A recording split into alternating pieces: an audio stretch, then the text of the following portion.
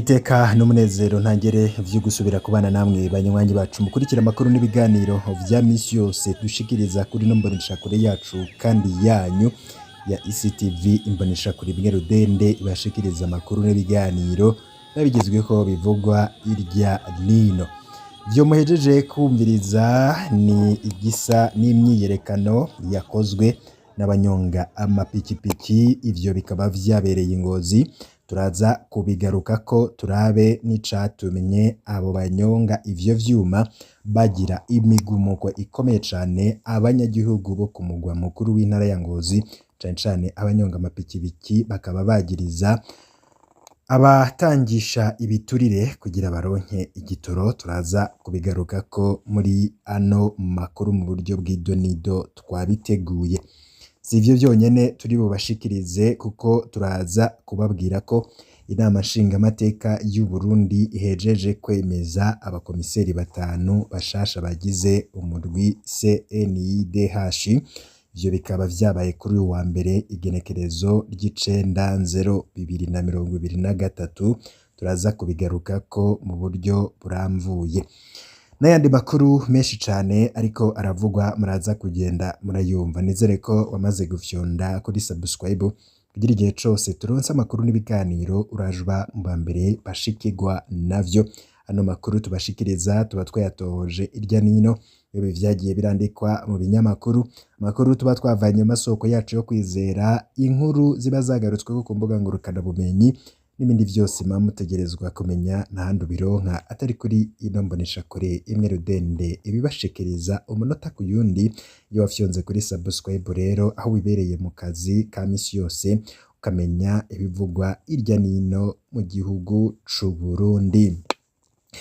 Kano makuru yacu tuyatangurire kuri no nkuru yihuta. Inama nshingamateka y'u Burundi ihejeje kwemeza abakomiseri 5 bashasha bagize umurwi CNIDH. Kuri uyu wa mbere igenekerezo ry'9/0/2023 inama nshingamateka y'u Burundi yashashe mu ngoro y'amakoraniro mu Kigobe irongowe n'umukuru wayo Daniel Gerase Ndabirabe, aho yariko iremeza abakomiseri bashasha bagize umurwi w'igihugu ujejwe agateka kazina muntu CNIDH, Commission Nationale Independante des Droits de l'Homme. Abitoza bose hamwe bakaba bangana na 15, abahutu 9 n'abatutsi 6. Inyuma y'amatora abahutu batowe akaba ari 3, abo nabo bakaba barimwo Dr Nimuraba Sixte Vigne yemejwe n'abashingamateka 116 kuri 116, hakazamwo Metere Nshimirimana Jacques yemejwe n'abashingamateka 111 kuri 116, hamwe na Nzohabonayo Anakreti yemejwe n'abashingamateka 87 ku 116. Abatutsi bemejwe n'abashingamateka ni 2, abo nabo harimwo Habimana Consolate yemejwe n'abashingamateka 113 ku 116, na Honorable Mfatiyimana Anezi yemejwe n'abashingamateka 86 kuri 116. Bahejeje gutora abakomiseri, inama nshingamateka ikaba yaciye igira ko itora muri abo 5 abantu 3 bagize ibiro vy'uwo mugwi. Abatowe akaba ari Dr Sixte Vigne Nimuraba yongeye gutorwa ngo arongore uwo murwi. Metere Nzohabonayo Anakreti akaba ari cegera, ndetse na Habimana Consolate yatowe kuba umunyamabanga w'uwo murwi. Abandi bahutu batashoboye kuronka amahirwe yo gutorwa ni Ambasaderi Bacanamwo Anatole yaronse amajwi 3, Hakizimana Gerard yaronse amajwi ubusa, Dusabe Chantal yaronse ijwi rimwe, Hategekimana Jean Marie Vianney yaronse amajwi 46, Mukangamije Jeanne d'Arc yaronse amajwi 2, Nzoyisenga Aimable yaronse amajwi 2. Abatutsi bataronse amahirwe yo gutorwa barimwo Mbunde Fideli yaronse amajwi 5 ku majwi 116. Metere Marie Ansire Ntakaburimvo yaronse amajwi 3 kuri 116. Hatungimana Janviere yaronse ijwi rimwe kuri 116. Na Kayibigi Elisa yaronse amajwi 22 kuri 116. Mwomenya ko imbere yo kwemeza abo bakomiseri abari ku ntonde z'abemezwa mu nama nshingamateka bakaba babanje guca imbere y'abaserukira abanyagihugu mu nama nshingamateka kugira ngo babidondore bongere bababwire akarusho bazanira uwo mugwi nka hamwe inama nshingamateka yo bizera. Niye migambi yashizwe imbere n'abo bakomiseri bashasha. Mu migambi mikuru yagiye irashikirizwa n'abaharanira kuja muri uwo murwi harimwo ibijanye no gufasha abo bose babona ko agateka kabo kahungabanye, kuzunguruka mu busho bwose bw'igihugu baraba uko agateka kazina muntu kifashe, kugira ivyigwa kubijanye no gukingira agateka kazina muntu, gukorana n'izindi nzego hamwe n'imigwi itandukanye iraba ibijanye n'agateka kazina muntu, hamwe no kwigisha abarundi n'abanyamahanga ibijanye n'agateka kazina muntu. Ibindi habiyamamaza bashimikira ko nuko uwo murwi bifuza gukora ku buryo Uburundi buzohabwe stati A itanzwe n'abarundi, uwo murwi usanzwe ukorera hamwe no kugendera ibitaro kugira barabe ibijanye n'iyubahirizwa ry'agateka k'abagwayi.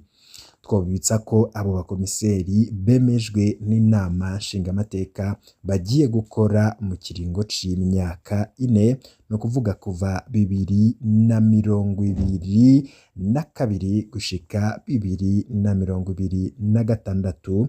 Ivyo rero akaba ari ivyo no kubwira kubirabana nabo bemejwe, akaba ari abakomiseri 5 bashasha bagize inama, abagize umurwi CNIDH nkuko twabibabwiye, abo akaba ari bo bemejwe. Dutangura aya makuru twari twumvirije bamwe mu banyonga ivyuma nk'amapikipiki mu ntara ya Ngozi bagize yegere. Muti iyo yegere yoba yatewe n'iki? Bavuga ko batangishwa ibiturire bagiye kunywesha ibitoro.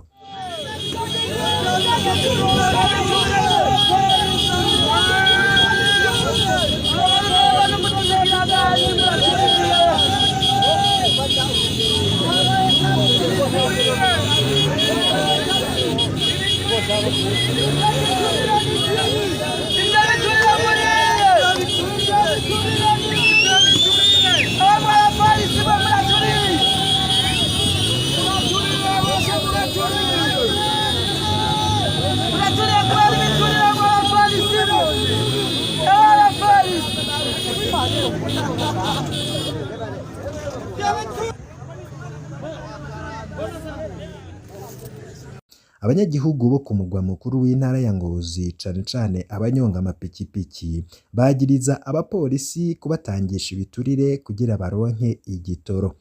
Iyi video yafashwe ejo kuri station Papu, aho amapikipiki menshi cane yiriwe atonze arindira gushika rirenga, hari abataronse igitoro ariko utanze igiturire we akaronka. Niho haduka iyo nduru mwariko murumva, hano tukaba twafatanije amajwi n'amasanamu ariko ntivyafatiwe umwanya umwe naho vyose vyabaye ejo aho nyene kuri iyo sitasiyo. Umwe mu bari batondeye ico gitoro akaba yatwandikiye ejo ati: "Jewe ndi umwenegihugu muto cane mba mu ntara ya Ngozi ariko sinshimye kwivuga izina. Igitumye ndabandikira si ikindi, jewe ndi mu bantu batunze akamoto kamfasha mu kwiyunguruza mu kazi kanje gaciriritse ka buri munsi. Ariko ikibazo c'ibitoro carabaye ndanse. Niyo kibonetse turahamara iminsi tugitondeye ariko tugataha tutakironse bivanye n'ibiturire abapolisi baguma bararya ku bantu. Ni ukuvuga imoto imwe itanga amahera ari hagati y'ibihumbi 10 y'amarundi n'ibihumbi 15 vy'amarundi, ubaye utayafise utaha ataco uronse n'agahoberabunwa. Ni ukuri birateye isoni. Hariho abantu bama baguha amakuru y'ibitagenda neza mu gihugu, wabishira ahabona bigahoshoroka. Ibi ndakubwiye birashobora kuba ari ibintu bitoya cane bisanzwe, ariko kuri twebwe bato bato biratubabaza cane. Rero ndasavye n'umutima wanje wose uzotora akanya ubivuge ko kumbure vyodufasha.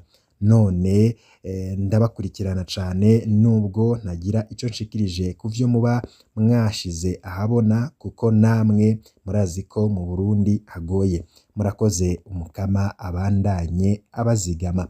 Aya masanamu twabahaye arakwereka ingene dutonze kuri sitasiyo yo kwa Ntisezerana, niho ivyo biturire biriko biratangwa uno munsi kuko ariho bafise igitoro, ariko muri rusangi ivyo bibera ku masitasiyo yose akorera aha mu gisagara ca Ngozi. Abapolisi bitwa ko aribo bacungera uko igitoro gitangwa, ariko nibo baca bashiramwo ayo manyanga kubera bobo ari ntakorwako. Turonka agahengwe iyo komiseri w'igipolisi ahibereye, ariko nawe nimboneka rimwe. Ayo majwi nayo ndakurungikiye ni abamotari bariko baravuza induru biyamiriza ivyo biturire. Uyu munsi mu gatondo ka kare isaha 10 z'ubuca, uyu muntu yasubiriye nawe arandika ati: "Amahoro nyakubahwa, ndikanguye uyundi munsi subire kuri sitasiyo kuraba ko ndonka agatoro, kuko burya ejo sinatevye ndakaronka. Nibara gutondera igitoro iminsi 2 ugataha utakironse. Murabe mutuvuganire twarigorewe." Ibi bintu birateye isoni. Umushikiranganje Martin Ninteretse na Buramatari wa Ngozi barakwiriye kubihagurukira. Ngivyo akamaramaza ibara ririko iragwa mu ntara ya Ngozi. Babijejwe bogira ico bakoze maze abo banyagihugu bagatunganirizwa. Akaba ari no ngaha dusozereye amakuru twari twabateguriye, ariko nkuko mubizi twama tubashikiriza amakuru yose abavugwa. Iyo duhejeje kuyatunganya ukayakurikira mu bambere. Ibihe vyiza rero kuri mwese nivyo ndabipfurije. Mukanya turaza turabira hamwe n'ibindi biriko biragarukwa ko irya nino mu bisata bitandukanye. Mwese ndabakengurukiye cane. Mukanya tuze kubana no mu yandi makuru avugwa. Turaba duhejeje kuyatunganya, ntandi ushobora kuyaronka atari kuri ino mboneshakure yacu kandi yanyu ya Isi TV.